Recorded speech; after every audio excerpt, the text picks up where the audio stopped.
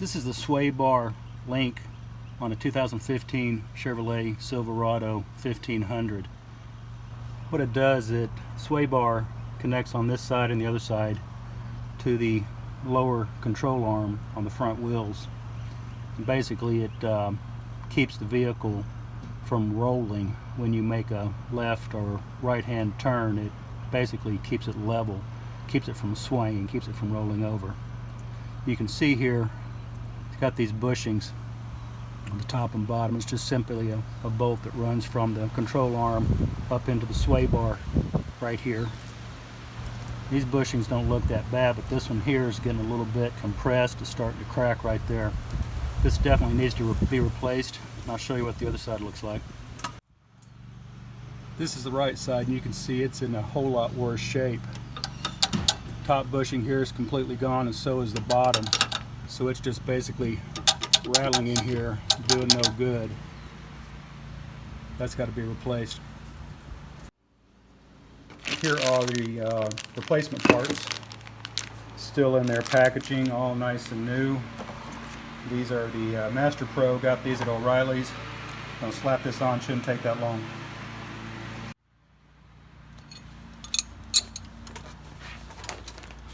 I've already hit this with some WD-40.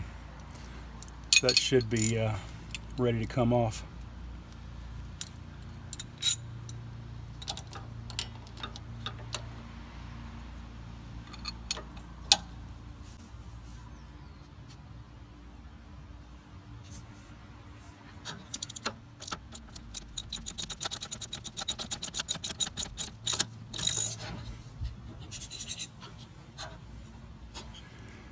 See right there, that one's split too, so this is in pretty bad shape.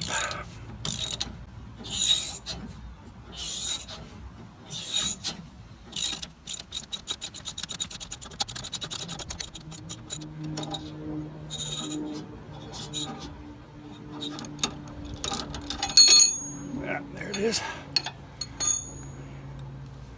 It's a little warm from the friction, and all this just comes right off.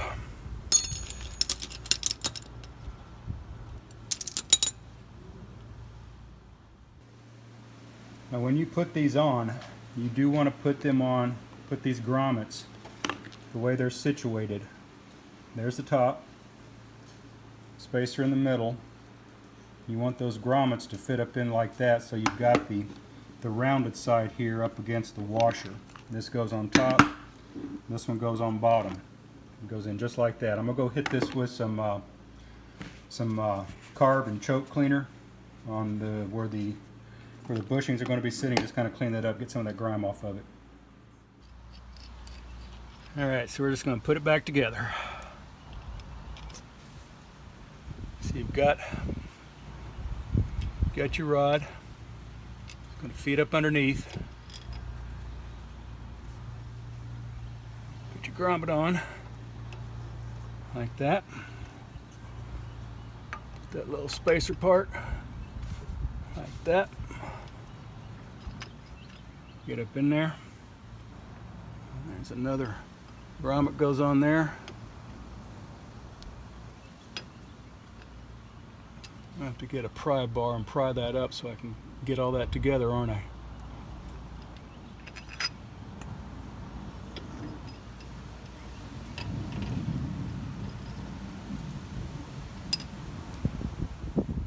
Alright, so we got this lifted up now where we can get this underneath it. I had to go over on the other side and remove the other link, the other linkage, and that freed it up so that I could, actually it moves pretty easy once you do that. So get these in like that.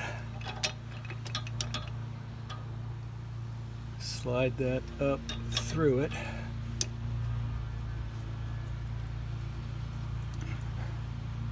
I'm gonna have to move that down.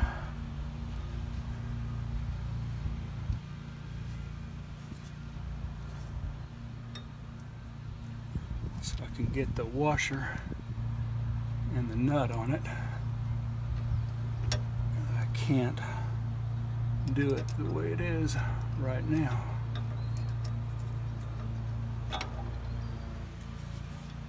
So let me move that down just a little bit. Alright, so I got that bent down, or not bent down, but lowered a little bit so I could get these on here and get them started.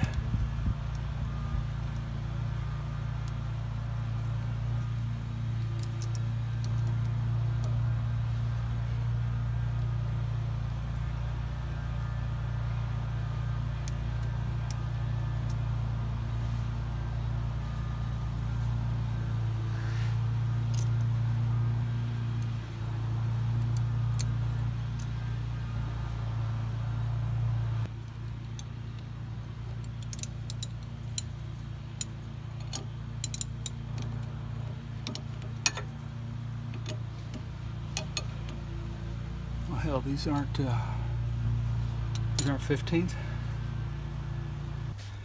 Now I don't know why, but on the original part it was 15 millimeter on the bottom and a 15 millimeter on the top.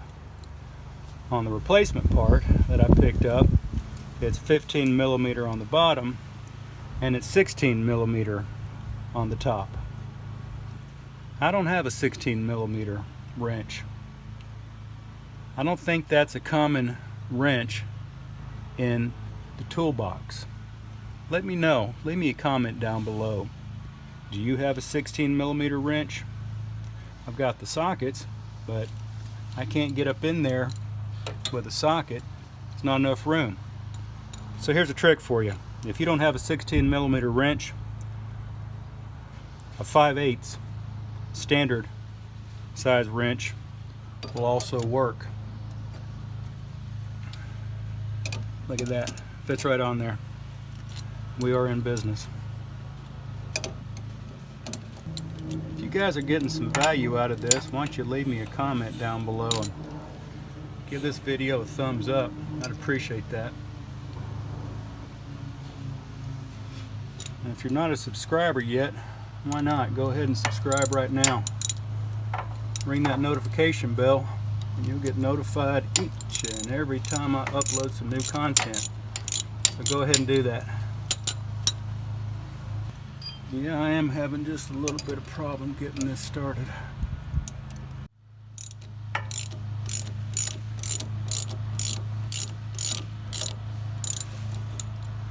There we go, that time. Alright. Now when you tighten this up, you do not want to over tighten this. You want them just to start to compress just a little bit. Alright, on to the other side. So I'm going to go wrap that up and I'll show you in what terrible shape those parts were that I took off. So let's review real quick what you're going to need to get this job done besides the replacement parts. Obviously you're going to need a couple of wrenches. You need a 15 millimeter open-ended wrench or socket or both. Well, socket might not work on the top, so at least a box wrench. 15 millimeter to get the original parts off. For your replacement parts, like I said on this one, the Master Pro pieces, they did take a 16 millimeter for the top nut, and if you don't have a 16 millimeter wrench, you can use a standard 5/8 inch wrench for that. So I don't know if you knew that they were interchangeable. 16 millimeter and 5/8 are just about the same size. Now here's the parts that I took off. You can see they're pretty well boogered up. This is the one that was on the left side, and this is the one that was on the right side. It's missing grommets. This is all tore up. They're cracked. These were definitely due to be replaced. These parts are, gosh, I guess they're pushing 10 years old. This is 2024, and this is a 2015 Silverado 1500. Let me show you what the final installation looks like here on that one that was so poorly beat up. There you go. There ain't nothing wrong with that installation, is there? You guys have a blessed day.